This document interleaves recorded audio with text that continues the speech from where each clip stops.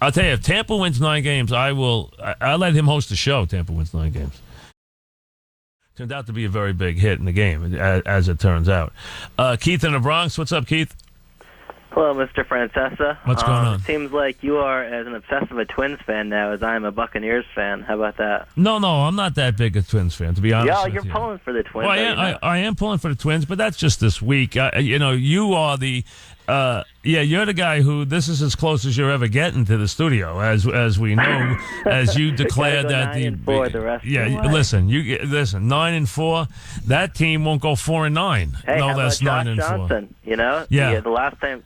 The other Josh Johnson in Florida. There was a story printed today, 2 days ago, on why someone predicted they will go 0-16, which I don't think they will, but they are hideous. You were right about the schedule. Not just that. Now they've stopped playing, too. The first 2 weeks they actually tried. Last week against the Giants, that was about as bad an effort as I've ever seen out of a team. They didn't even play. I think Johnson will be better than Leftwich, who was arguably the worst quarterback in football for the first 3 weeks.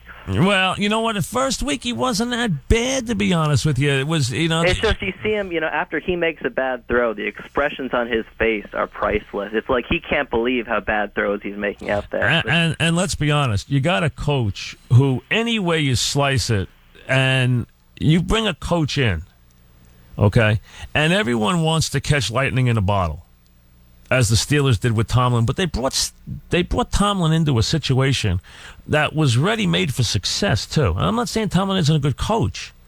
My point is, when you take a 32-year-old coach, bring him into a team that overachieved last year early on.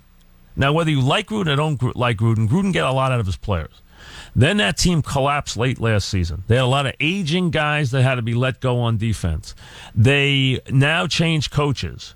And Gruden was not a coach who didn't get something out of players. He did get something out of players. And now you change the staff. You let a lot of players go, and you bring in some new faces, and you got a coach who fires his offensive coordinator and has never been a coordinator himself, and now you're going to run, a whole new team there against the toughest non-division schedule in the league.